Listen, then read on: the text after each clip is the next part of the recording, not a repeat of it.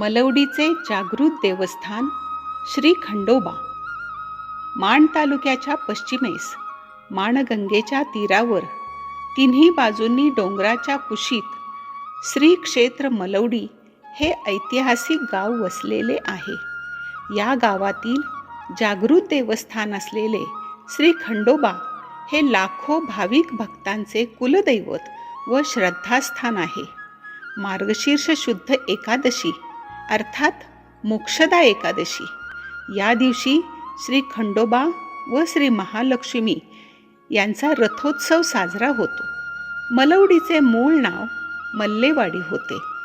गावातील मलू नावाच्या धनगराची श्री खंडोबावर अपार श्रद्धा होती. देवाच्या भक्तीसाठी तो नळदुर्ग या ठिकाणी जात असे.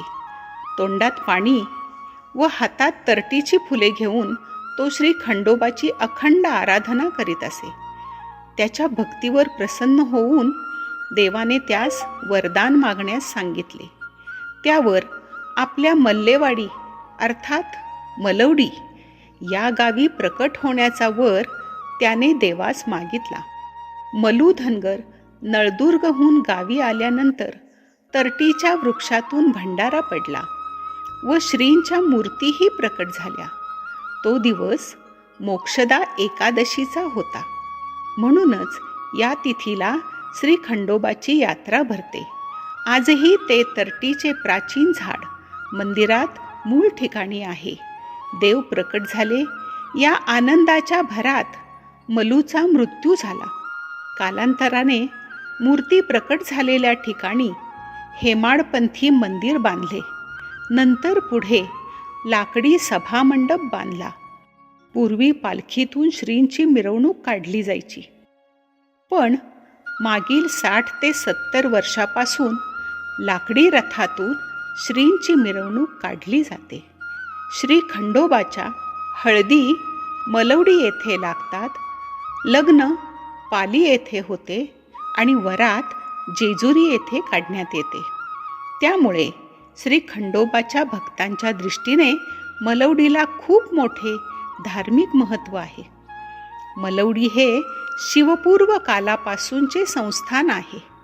5 गाव बुध आणि 60 गाव मलवडी असे म्हटले जाते. धूपारतीचा मान मलवडीचे सावळा पाटील घराणे व कुळकजाई येथील घुगरदरे या ब्राह्मण कुटुंबाला आहे.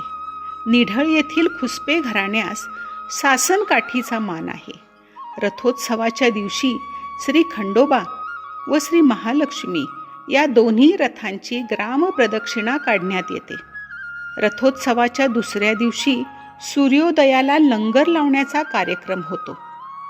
प्रथम पंचांचा, नंतर हाराळे व बाजारे या मानकऱ्यांचा असे लंगर लावले जातात. लंगर तुटल्यानंतर यात्रा सुरळीत पार पडली असे भाविक समजतात.